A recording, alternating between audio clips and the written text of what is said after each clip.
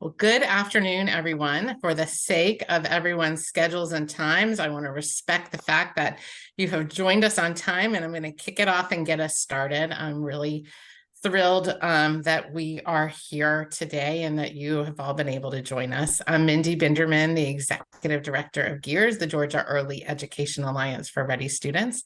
And I see some old friends and some new friends. So that's really exciting and fun. As you all know, there is so much work to be done at all levels of government. At GEEARS, we work both on federal advocacy with our members of Congress and our senators from Georgia. We work at the state level under the Gold Dome during the Georgia legislative session, but also during the interim to meet with representatives and senators around the state of Georgia to work with the administration, so Governor Kemp and all of his state agencies as well. And we work as much as we can at local levels. That's also where often we depend on all of you to be our eyes and ears for your local governments, your cities, your county work as well. There's lots of opportunities to do this work. And we need all hands on deck, especially now. I wanted to just mention a few of the things we accomplished this last legislative session, which was a challenging one in many ways, but we still, with the help of partners and advocates like you, made some really important gains for young children and their families in the state of Georgia. We were happy and celebrated $2,000 raises for pre-K teachers and assistant teachers, along with some new funds for pre-K operations that all come from our Georgia Lottery program. We got funding for a home visiting pilot in rural Georgia to look at how we marry clinical services along with home visiting services, again, for the benefit of children and families and hopefully throughout Georgia at some point. This will be a pilot first. There was a big focus on early literacy at the Capitol this year within the passage of 2 different bills on literacy. We were thrilled for the first time in my memory, probably other memories as well, to actually make some gains on TANF in Georgia. And there's an extension of TANF benefits to pregnant women, which is really exciting. And the removal of the sunset or the end date on the Family Care Act that allows employees to earn sick leave to use for their immediate family members. In addition to that, after the legislative session, the House Speaker created a House working group on early childhood education that will provide us with other opportunities between now and January of 2024 to ensure that legislators understand the importance of our issues and ways that they can promote early childhood education in the 2024 legislative session and beyond. So there was a lot of good work done, and we know, and all of you in the call on this call know it, there are a whole lot more needs that we have. One way that we can impact families and children in Georgia and throughout the countries is with our federal advocacy. And I know that some of you have actually been to the Hill lately. Callan and I were there last week. Han is going next week. We have a lot of activity going on. And what we wanted to be able to do was provide today a federal update from our dear friend, Danielle Ewan, who I will introduce in a moment, but also give you some opportunities to advocate, some opportunities to use your voices. And so we want to be able to give you that update, answer some questions, and then challenge you all to help in the future. So with that, I'm really pleased to introduce Danielle Ewan. Danielle is a public policy and strategy consultant with 6th Street Associates. And she serves clients including philanthropic organizations, state and national advocacy organizations, and policy and research groups. Prior to this position, she served as senior advisor to the Office of Early Childhood Development in the Administration for Children and Families. She oversaw the development of policy. Her commitment to strategic leadership in the early childhood field Includes 7 years as a principal at Education Council, leading their early childhood policy team. And before that, she served as director of the Office of Early Childhood Education in the District of Columbia Public Schools, where she oversaw the expansion of operations of programs serving 3- and 4-year-olds in high-quality comprehensive classrooms.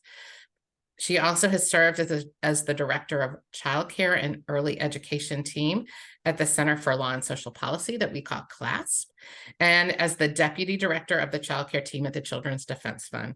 Just believe me when our field is extensive. Her relationships in DC are second to none, and her understanding of state level advocacy and the role that all of you as partners play is what makes her so invaluable to us. And so we're thrilled and thankful, Danielle, that you could be a resource today.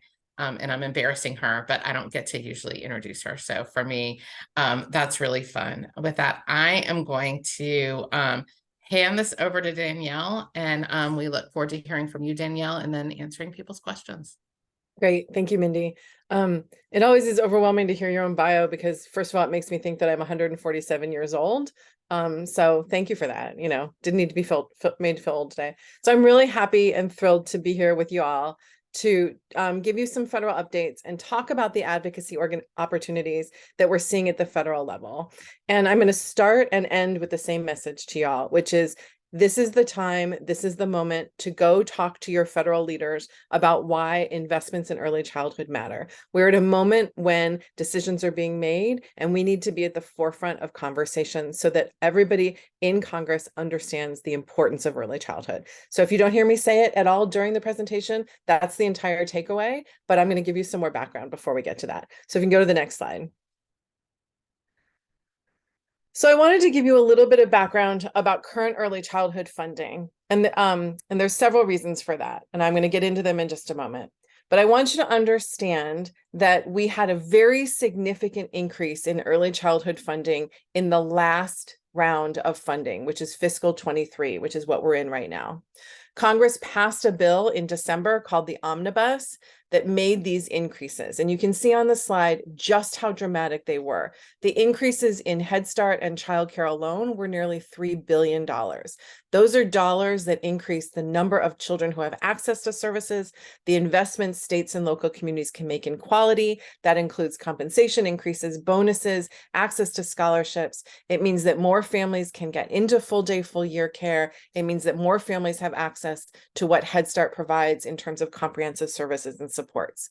That money makes a difference. And a huge increase like that is something we don't usually get. It was not unexpected, but it was very much appreciated, and it will be integral to the kinds of systems changes that we're seeing at state and local levels. But I also have on this slide where we were before that, so that you can see the dramatic increases that we got. And the reason I'm talking about fiscal 22 and fiscal 23 is because of the conversation going on at the federal level. Now, I made a note at the bottom of the slide, which you can't quite see, that says that the fiscal 23 funds do not include the COVID relief funds, the American Rescue Plan or ARP dollars and other dollars. And I'm going to talk a little bit more about why that matters in just a minute. But I want you to keep focused on the size of this increase that we got in fiscal 23, and that nearly $3 billion increase that we got in early childhood programming may be at risk. And that's why we need you all to be advocates right now at the federal level. That's why we need you to carry your message to federal leaders to tell them why these dollars matter. So just keep this slide in mind as we go forward. So you can go to the next slide. So why does it matter? What are we talking about right now? So as you all know, because it was all over the news for an entire month and then it disappeared, Congress had a little fight with the president about raising something called the debt limit. They finally came to an agreement. You can see here on the slide, Speaker McCarthy and President Biden sat down and had an adult conversation and came to a compromise agreement about how to both raise the debt limit so that the country could continue to pay its bills and to meet some of the needs of the Republicans in Congress and the Democrats in Congress to continue moving forward. One of the important things that the debt limit agreement did was it wrote some of the rules for appropriations. Appropriations are the bills that fund the government each year. They cover what are called discretionary appropriations, discretionary spending. The only thing that's important to know about that is that our core programs, the Child Care and Development Block Grant and Head Start, are included in those discretionary programs. And so rules around appropriations are really important for our programs and for our advocacy. So the debt agreement made some rules around appropriations. It says that we will not be increasing anything in the discretionary side, that those programs will largely be flat funded. It puts a cap in place for the size of government spending for at least 2 years. So in other words, where we are right now is where we're going to stay for 2 years, which is why that significant increase we got in fiscal 24 is so very important, that we will, with luck and with good advocacy, stay at that higher level for at least 2 years. The bill for the debt limit also put in place some incentives for Congress to do its work. In many years, Congress doesn't get through the budget process, which I'm going to show you in a minute, and they do something called a continuing resolution with no harm, no foul. What this bill did was it said that if they don't finish, then we go to a continuing resolution, and if they still don't get any kind of resolution to the appropriations process, every program on the discretionary side will be cut by 1%, which may not sound like a lot, but in programs like ours, where every dollar matters, a 1% cut can make a difference. The debt limit bill also said that any unspent COVID relief funds will be returned to the Treasury, and this totals about $29 billion. It has created some significant angst at the state and federal level because it's really unclear what an unspent COVID dollar is, because many of the states are still in the process of budgeting and expending those dollars. What the administration has said is that if the federal government has sent the money to a state or a local community, they consider those funds spent. It is not what your state does with it. It is what the federal agency does with it. So we don't believe at this time that the Head Start or child care funds will be impacted by that rescission, it's called, to return the funds to the Treasury, but it's an important talking point in the debt relief agreement. And finally, because I know this is important, it shuts off the pandemic pause for student loan repayment. This can have a really significant impact on low-income workers, including our childcare providers who have those student loans. They have not had to pay those loans in 3 years, and many of them have been using the savings for basic costs, basic housing, basic food needs, and will be hit hard by the increase in those student loan payments. So it's important to help prepare people for that increase. So those are the rules that we're entering into the appropriations season in. The other thing that the agreement did is it creates a very, very fast timeline for the appropriations process to be done. Normally it's done by September 30th. This says that they really want everything done by August. Thank you for moving forward. So the normal federal budget process is this really, on the left, very systematic thing. There's lots of review. The committees on the House and Senate side sit down and they have a conversation. The president says yes or no. What has happened for many of the last few years is what's on the right-hand side of the screen, which is a continuing resolution, where they come to some kind of, they can't come to agreement. They come to a basic agreement to not do anything, and everything keeps going forward. This year, we're not in any of those things. What has been done this year is the rules for the budget for the appropriations process have been set in advance, and they have to do all of this before the end of the fiscal year. Otherwise, the 1% cut goes into place.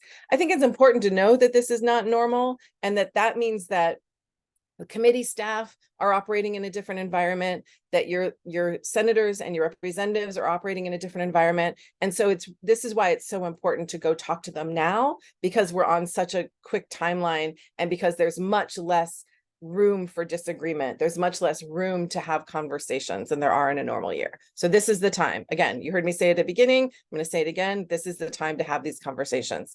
So if you can go to the next slide, I'm going to talk about what this changed environment really means for the fiscal 24 appropriations process. Short timeline, different goals, and they have to compromise. So you can see on the different sides of the slide, I've laid out the different approaches that the House and the Senate are taking. So in the House of Representatives, which is controlled by the Republicans, they have said that the limits that are in the debt limit bill are a ceiling, not a floor. In other words, that number, that fiscal 23 appropriations level that seemed to be the agreement to flat fund the government at, they have said, no, we'll go lower than that. Our goal was always to cut spending, and this is the time to cut spending. So what we have seen in the debt limit agreement is we can't go any higher than where we were before, but we certainly have the opportunity to go lower. And since their goal throughout these conversations has been to cut government spending, they are proposing very significant cuts. They want to revert at a minimum to the fiscal 22 level, which was that first column on the first slide that I showed you. For some of our programs, that may amount to as much as a 30% cut in programs. In other words, we could stand to lose a third of the funding available for families. So instead of that very significant $3 billion in our core programs that we got, we could lose up to billions and billions of dollars.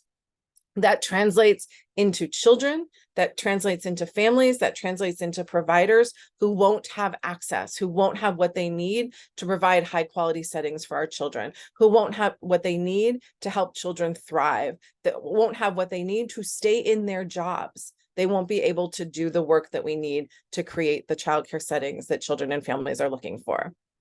The House of Representatives has other proposals that they will fold into the appropriations process or move in parallel, several of which will cut other family supports. The one that they're talking about quite literally right now is proposals to cut WIC, which provides healthy food to families with infants and toddlers. They are proposing more funding for defense, which puts extreme pressure on the discretionary programs that we care about, because if those caps are in place and more money goes to defense, that means there's less money overall to go to those other programs. And they are also talking about more tax cuts than are currently in place from the former president. So all of those proposals put significant pressure on the kinds of programs that early childhood advocates care about. It says in the House of Representatives view, they are prioritizing tax cuts, they are prioritizing defense spending, and they are deprioritizing investments in children and families. And so it's our job to tell the story of why that's not the right way to approach the federal budget. On the left side of the screen, you see what's happening in the Senate. The Senate is controlled by a very slim margin by the Democrats. At the appropriations level, we have a bipartisan agreement between the Democratic leader of the Appropriations Committee, Senator Murray, and the Republican minority leader of the committee, Senator Collins from Maine, to move all appropriations bills forward in a timely way and to focus on compromise and agreement. They are likely to use those agreed upon levels that are in the debt limit. Senator Murray voted for the bill. She said she was not happy with the debt limit bill, but that she was voting for it because this is what the country needs, signaling that she was going to go along with what was in the bill. She and Senator Collins have, however, talked about the need for some increased spending on social programs and for things like border security. And so again, you can see that there's a mismatch between the different sides and what they're talking about, all of which means that they're going to have to come up with a compromise solution to the appropriations process, or we immediately go to that continuing resolution across the board 1% cut for programs. So there's a lot of opportunity to be part of the conversation. So if you go to the next slide, I'm going to talk about what that looks like. So this is a moment when our voices have to be heard. We have to speak up. We have to tell our stories. We have to tell our stories in a couple of different ways. I showed you the slide at the beginning that did not include the ARP and other COVID relief funds, but the truth is that across the country, we are losing $50 billion in investments that contributed to the health of the field. And so we need to tell the story of what those dollars did. But we have to understand that there are folks in Congress who always thought those were temporary dollars and don't see the loss of that $50 billion as a problem. And so in telling our stories, we have to remember what it was like before the pandemic, that this was a field that was already in crisis, that we already had a significant portion of our providers who were reliant on public benefits because their compensation is so low. We already had a very large proportion about 80 to 85% of our children who are eligible for childcare subsidies who could not get them. We had rates in subsidy programs that were so low that providers can't participate because they can't make a meaningful salary.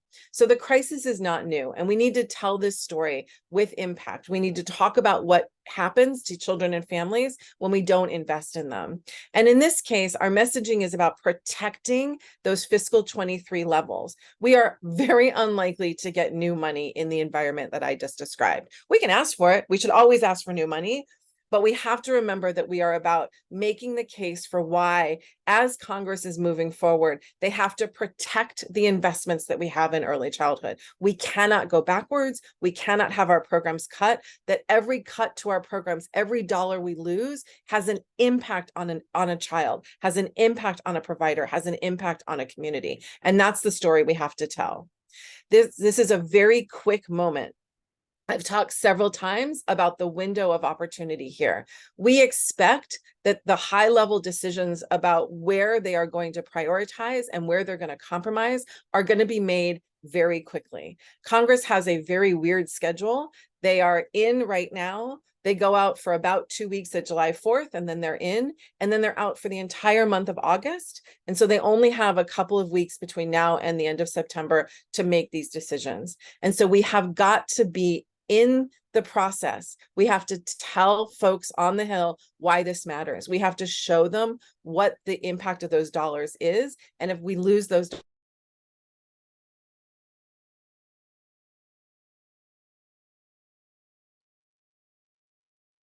Danielle, we can't hear you now. Yeah, I think Danielle froze. Hold on, I'll reach out to her. any clarifications that are needed before we go to questions. Danielle, we missed the last couple of sentences. You said you froze there for a moment. Oh, that's not good.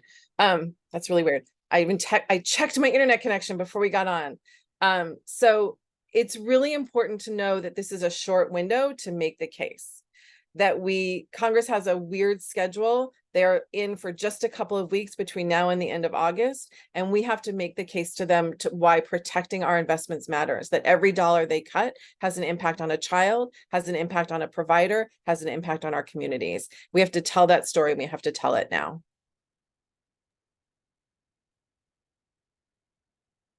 Awesome. Thanks so much, Danielle. And we're going to have plenty of opportunity for questions in a minute. But before we get to questions, to the point that Danielle was making around storytelling and the importance of advocacy, all of you, I recognize almost all the names on the call. All of you are such great advocates, and a lot of you already know a lot of this, but want to share kind of advocacy can look different for different people.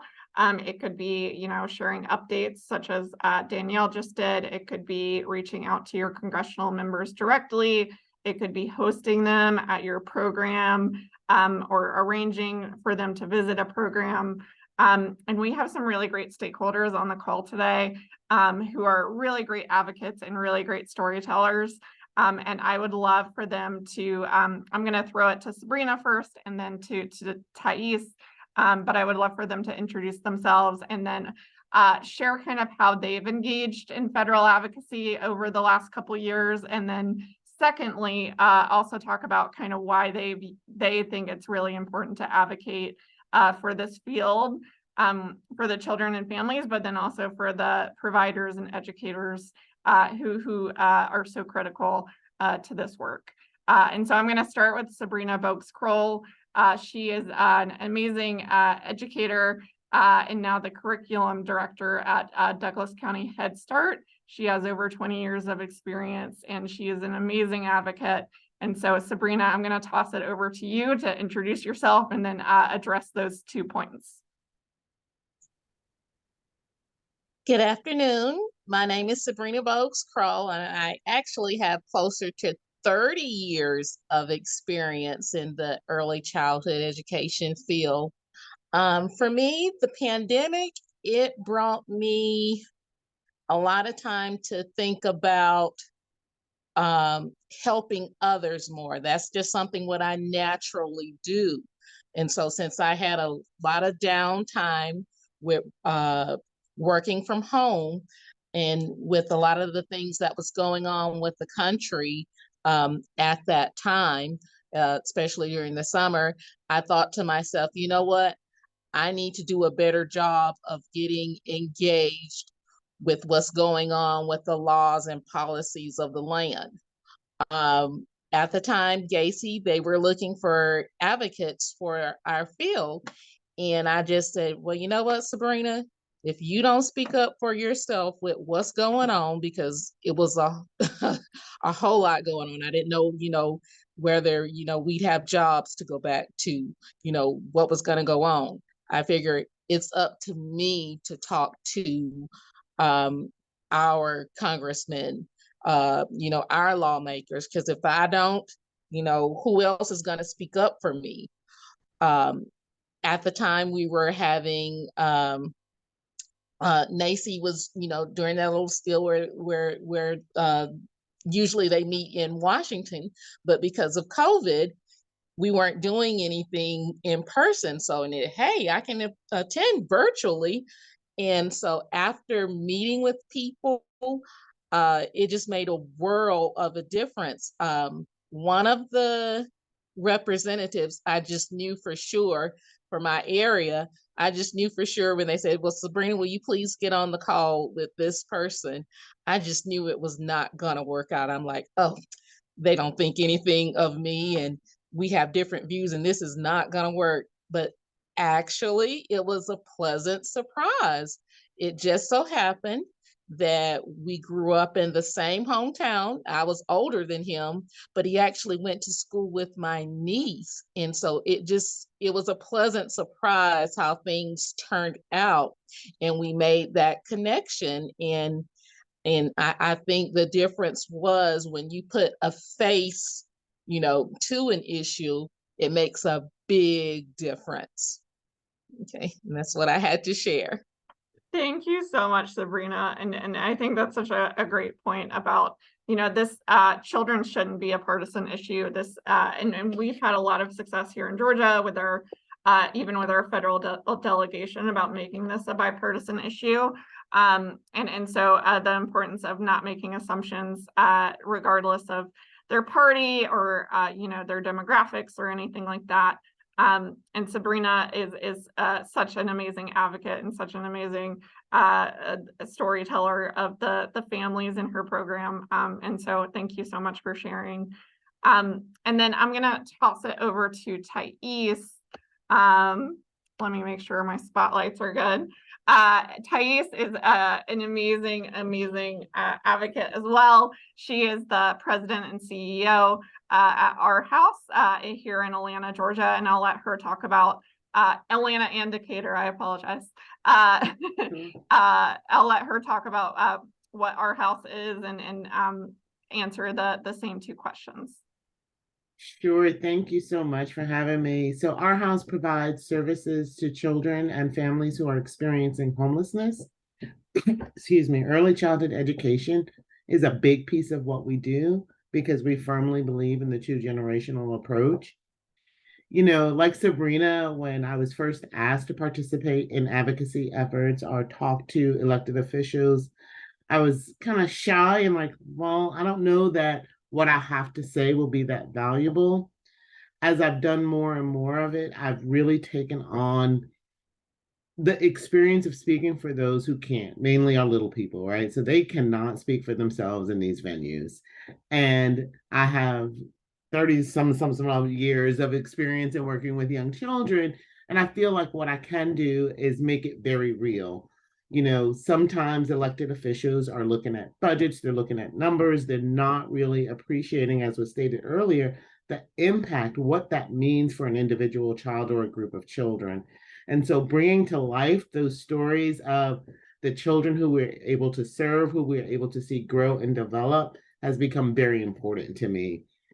I recognize that, as we talk about equity, diversity, inclusion, and issues of exclusion for a lot of the participants that our house happens to serve, I do have a responsibility to use my voice because I have more opportunity to be in places where people who are making decisions exist.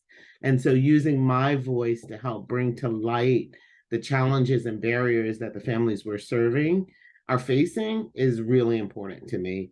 It also helps to elevate the work of the field, the work of my organization, the organization that I've worked for 19 years. So all of those sort of play a role in why I'm so willing and happy to do this work. Notwithstanding, I just love what I do, so I can talk about it to anybody all day long.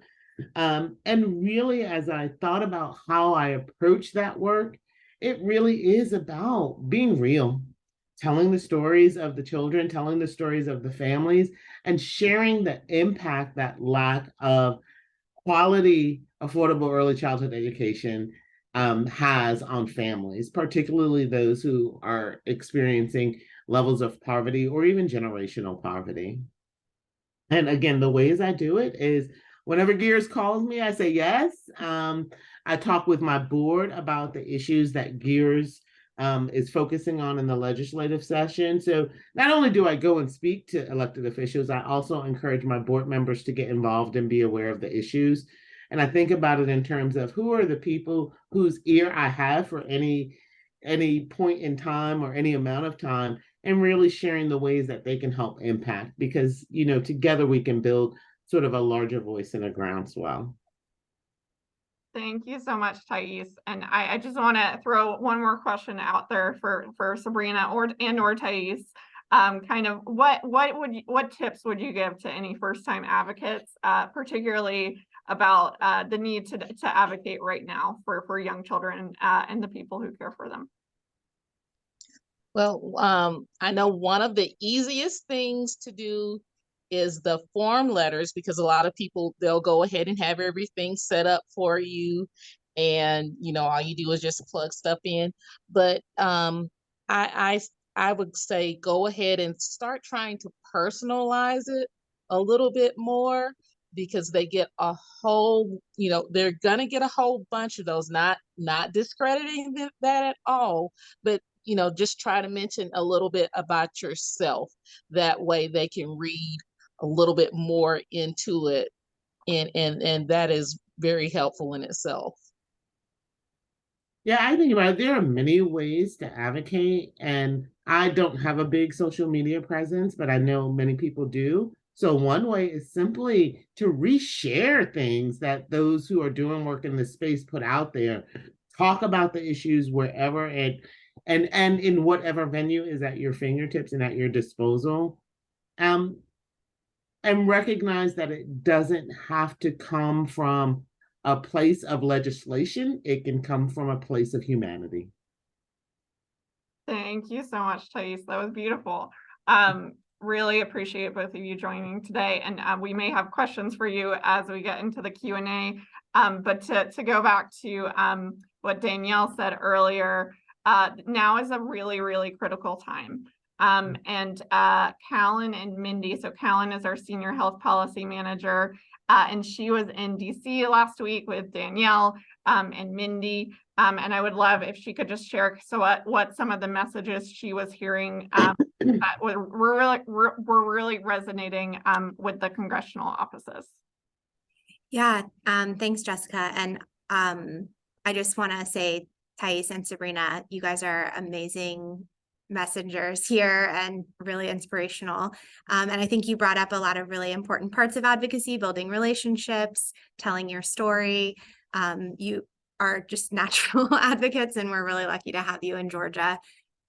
We were hearing from our congressional delegation that there is, an understanding among some of the members that this is an existing issue. This existed before COVID, and then COVID exacerbated the issue. We definitely are aware that we're in a new space where there isn't going to be the same shifts in funding that we saw in previous years. So we were really coming in with the message of let's try to at least keep the FY23 funding levels. So, I think the staff that we spoke with were also aware that we're just in a different landscape than we were over the last couple of years. But the more that our legislators hear from their constituents, like small business owners in their districts, the more that that really becomes clear to them that this isn't just something that we can kind of put off to the next year, but that we have this kind of urgent need now. So again, Sabrina and Thais and others who are speaking up to your congressional delegation, it really makes a difference because they really remember the stories that they hear from their constituents. Thank you so much, Callan. And I'm gonna throw it back over to Hannah to help facilitate some Q&A. Thank you, Jessica. You don't have to spotlight me, Jessica. Apologies. I will unspotlight. But I would love to just know, we heard from Danielle, what questions come to mind for you, whether you're new to this space of federal advocacy or you're very familiar with sort of the inner workings. What questions do you have for Danielle?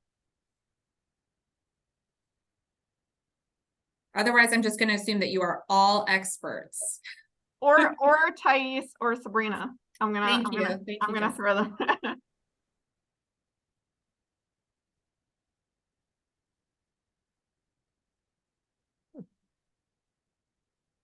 I'll ask one. Danielle, what should I do if I feel really nervous about reaching out to one of my federal members of Congress? That's one of my favorite questions, Callan. Thank you for asking it. So I'm going to give you the funny, snarky answer first, and then I'll give you the real answer. So the funny, snarky answer is to remember that the staff in Congress are just like us. Most of them are 22 to 28 or 9. They're young. They're really interested in learning because they don't know. And without you, they won't know. They put their pants on one leg at a time, just like you do. And they are very happy to have somebody else do the work for them instead of having to dig up information themselves. So you're important to them. In fact, you're more important to them than in some ways they are to you. So you're doing them a huge, huge favor. When reaching out to them, this is the non-snarky part. Staff really appreciate being told why you're coming, what you can give them in terms of information, and that you are looking to form a relationship with them, that you're not just looking for a transactional, hi, I'm going to give you my 3 talking points and then we're never going to talk again. They really want to have connections at the state and local level with folks they can call on when they need things, when they need data, when they need a place to make their boss look good, when they want to go on a visit, and you're that link to doing that. And so remember that you are somebody with value as you're approaching the members of Congress. It's really okay to start with an email conversation. You don't have to ramp up immediately to an in-person conversation. When you're approaching folks in person, just know what your 3 talking points are going to be. Start with the personal part. Don't walk in and say, hi, can you give us $4 billion? Because we really need that, right? Get to know staff as people, and you'll find out that that relationship will actually benefit you down the line. Where are you from in Georgia or elsewhere? Did you go to an early childhood program? How long have you been with the congressman or the senator? What do you like about your job? What questions do you have about early childhood before I tell you what I want to know, right? So really seeing this as you're building a relationship with somebody. The other thing is to really remember that we all get nervous and to take a deep breath, to walk in with the confidence that you know your stuff, that you are a valued and treasured resource, that this is not your only bite at the apple. If you feel like you didn't get all your points across in the first email conversation or the phone or the in-person, go back, send them an email and say, hey, I had another thought after we talked and I just wanted you to know this, right? That there is no, you will be fine. Everybody gets a little nervous when they talk to members and their staffs because they look important, but really remember that you are more to them than they are to you, that you bring incredible value, and that if you form a relationship with them, it will benefit you and them in the future. Sorry. Hey, Danielle, thank you for the updates. I actually have a representative that is not a champion for children or families. So can you give me some advice? I can. To handle that situation. I can. Thank you. Here's what I will say. it is important that we tell the story of what's going on with early childhood, regardless of where an office or a member of Congress comes from. So that's the first thing, right? You need to tell your story. You need to make sure they know, you need to give them the data, but ask them questions, and not just about, well, why don't you think this? But what do you know about early childhood in our community? Have you met any providers? Can I introduce you to providers? Can I bring you to a Head Start center, right? This is really about building information and knowledge. I don't believe that there are members who are truly against children and families. I can tell you stories of the very old days where Tom DeLay, who was one of the most conservative members of Congress, became a huge champion for adoption and foster care, right? And worked with us when I was at the Children's Defense Fund and with more progressive organizations, because that's where his heart was. And so some of this is figuring out if there are any opportunities for compromise, but some of it is saying, okay, you're not going to be a champion, but what is it about our programs that you oppose? What do you need to know?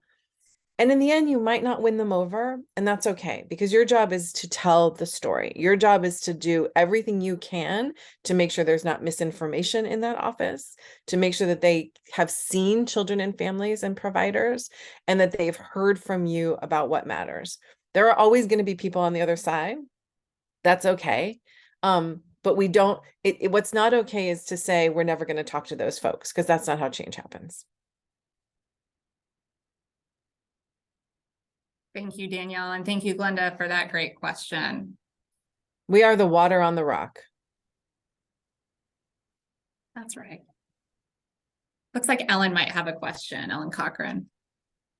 Well, I'm formulating one as I'm listening to everyone, but this has been, oh yeah, I was like, do I mute? Unmute? Yeah, I'm gonna go ahead and unmute. So this has been a great conversation. I think one of the things that we might be able to use some support on, and that is sort of, you talked about it at the beginning that these challenges existed even before the additional funding, and the funding has been incredibly supported to sustain childcare. But as we think about the future, sometimes my providers and partners that I bring in, it's really hard to get into the, we have a workforce crisis challenge so even the dollars coming in aren't going to necessarily address teacher pay and some of the recruitment and pipeline issues that we're having. So how do we kind of message those two, that this is needed and it's not everything, right? Like I just am curious about how you might recommend that we approach that conversation, both as a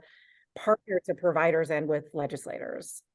So I think you've stated it exactly the right way. That we are in crisis, and tell why. That the dollars we have in the system are addressing some parts of the crisis in either in a stopgap way or in a semi-permanent way, but there are huge gaps that still exist. We're only serving 1 in 6 eligible kids for subsidy. We half of the kids eligible for Head Start don't get services. 90% of the infants and toddlers eligible for early Head Start don't get services. And so we don't want to go backwards, which is why we're pushing you not to cut our programs, but understand that we have to keep coming back to you to talk about the need, that we haven't dealt with the crisis. Our average compensation is less than fill in the blank, right? That our providers struggle to get degrees because they can't afford them, because they can't qualify for scholarships and loans, right? Tell the story of the crisis. Tell it in every possible way you can. Give them the data, give them anecdote, and thank them for the investments that have been made, but do not let them believe that they're done. This is, as I said, this is not a year when we're likely to get growth, but that doesn't mean we're not setting the table for future years. The increase we got in 23 was not because we said, oh, hello, give us money. It's because we spent the last decade talking about what we needed and made a really strong case and had champions on the Hill. The people that are champions now weren't necessarily champions 5 or 10 years ago. Right. And so you're making the case, you're building for the future, you're creating the foundation for future growth. Which is hard. I do not want to underscore, I don't want to underestimate how hard it is to talk about that knowing you're not going to get anywhere, right? But it's important to do. Thank you, Danielle. And I think that is really important to remember, especially as many of the folks on this call and our other partners know that it feels like we've been doing this forever.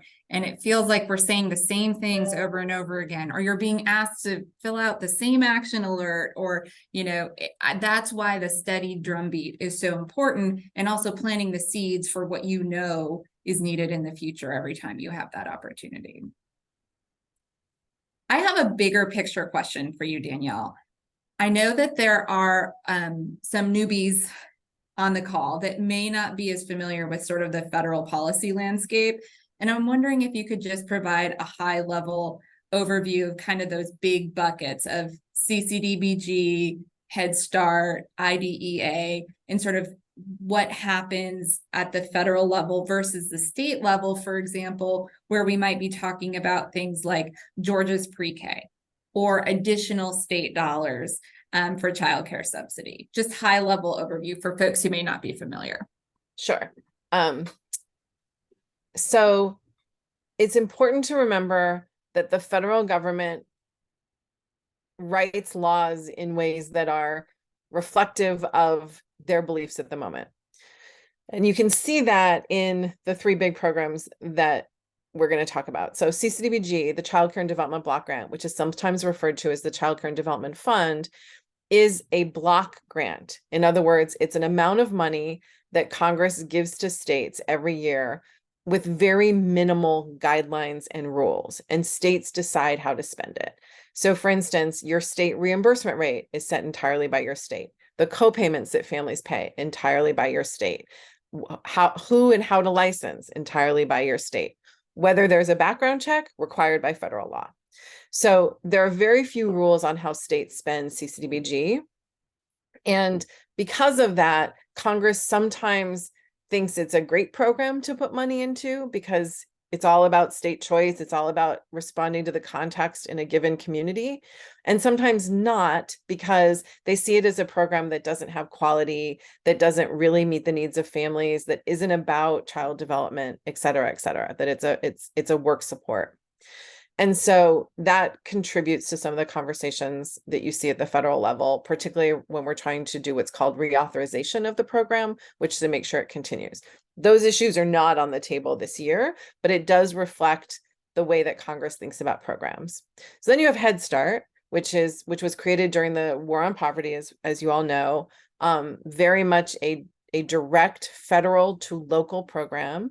Congress gives the Department of Health and Human Services an amount of money in the appropriations process, and programs write a budget, they apply, and they get their funding to serve X number of kids at a rate of ABC. And Head Start requires many, many things. As you all know, there's a huge number of comprehensive services and supports that are required, and programs have to meet all of those requirements in order to continue to get their funding. So a very different approach from CCDBG. In terms of the rules, very clearly spelled out, and in terms of the relationship, federal to local, so very different from CCDBG. Then you have IDEA, which is the federal program to provide services and supports to children with special needs. Our part of IDEA is actually separate. There's a separate program for infants and toddlers and a separate program for preschoolers. Both are funded independently from the larger program and have different rules. What the federal government has said is that there are rules about who can be served and how to serve them, but states get to decide the definitions of when children qualify for services, what those services look like, and most importantly, the rate at which those services are paid. States also send the dollars directly to local school districts, who themselves get to decide how to implement parts of the program. So again, a very different model, a different agency at the federal level, the Department of Ed versus the Department of Health and Human Services for the other programs. More rules at the federal level, but still not entirely saying what you have to do a la Head Start. And very, very low funding for the number of children who need to be served, much like CCDBG. So what happens when you put all those together is that folks in Congress have no idea how those programs work.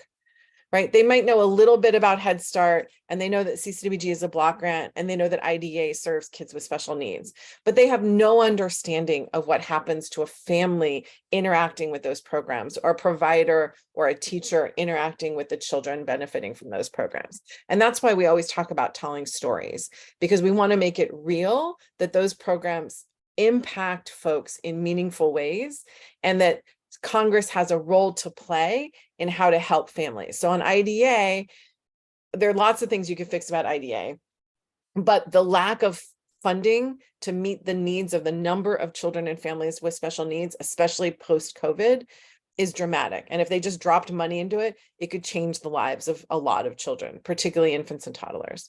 In Head Start, again, they've already written the rules. If they just fund it, we could serve so many more children and families. On CCDBG, again, funding would get us many more families who could participate in subsidy, but maybe we do want them to think differently about what needs to be in place to support providers, to support families, to make a high quality setting available for a much wider swath of low-income families. Is that what you wanted me to do, Hannah? That's perfect, Danielle. And I'm so glad that we were recording this meeting, because I'm going to capture it, I'm going to type it up, and I'm going to share it with everybody, because that was concise and effective and accurate. So thank you so much, Danielle. That was like a final in a public policy class on early childhood. Yeah, it was perfect. Yes, and Brett has raised C Campus as a weird cousin of this. C Campus is a program, childcare for parenting adults who are in college. The money goes from the Department of Ed to 2- and 4-year universities and institutions of higher ed, and they get to decide who is eligible for a subsidy. So there's lots of different pieces. There's a set of GAO studies that look at all of the programs in the federal government that serve young kids. And what they found is that while it looks at first glance, while there's lots of programs, the programs have different goals, serve different populations, and actually have very little overlap when you start to look at what they do. And so it's really important to focus Congress on those main programs that we just talked about. The CCDBG and Head Start, and then IDEA is the extra one, so that we make sure we're serving children and families with special needs. Great. Thank you, Danielle. Any other questions from the group?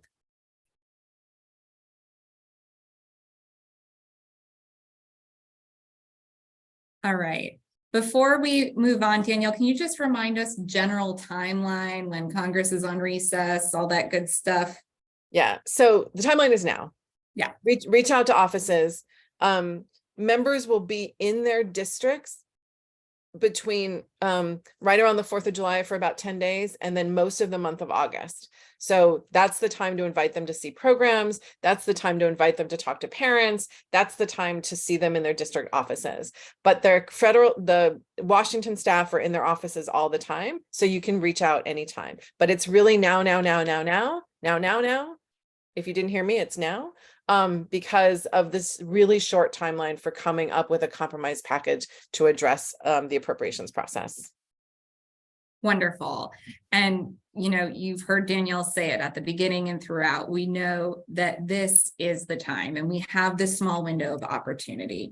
So, you know, what all can you do? We've talked about a number of things that you can do that are very effective in terms of storytelling. What Jessica has shared with you in the chat is a link to an updated action alert that does just this, right? That tells Congress that, you know, we would oppose, and we hope that they will oppose, any cuts that are going to be harmful to children and families. And again, I know some of you are bombarded with requests to fill out action alerts, but I think Danielle has underscored the urgency and the need to, and not just Danielle, but both Thais and Sabrina as well, to personalize that message. And so, you know, in the link that Jessica put in the chat, please take a look at that action alert and share it widely. But I also encourage you to make it your own, right? We heard from Sabrina talking about the importance of making it personal, right? Telling that personal story. You can customize this message so it doesn't look quite so canned. And those messages are so much more effective because it doesn't look like a mass canned message. I also would encourage you to call There's an option to do that from the Action Center within Voter Voice on the link that Jessica shared. And think about how to incorporate that human element that Thais talked about, right? Those are so important in becoming an effective storyteller, so that it doesn't just become about an ask for a program, but it becomes the story of the people that you know, that you represent, that you work for and support every day. It's those early childhood educators, it's the families, really making it real for folks so that they can understand really the impact, significant impact of those potential cuts. Jessica, did you want to add anything? Yeah, thanks, Hannah. I am putting some other links in the chat. One of them is, many of you know the Georgia Association for the Education of Young Children. I am a board member. I see several other fellow board members on the call. Appreciate you joining. We have a policy action network that meets every other month, and it is open to anyone who is interested. And we talk about kind of different things related to advocacy, about messaging, about what's happening at the state or the federal level, sometimes even the local levels. It is open, it is virtual, and it happens the third Tuesday of every month, of every other month. And so the next meeting will be on July, and I have so many tabs open, July 18th from 6 to 7. And the link to that, the page on the GEEARS website is there. But then also, if you sign up for GEEARS emails, you'll get the reminders about when those are happening. Any early childhood education advocate can join. And it's just another great way to stay connected. And then I'm going to toss it back over to Hannah. There are several other resources I put in the chat that are GEEARS resources that you can also check out.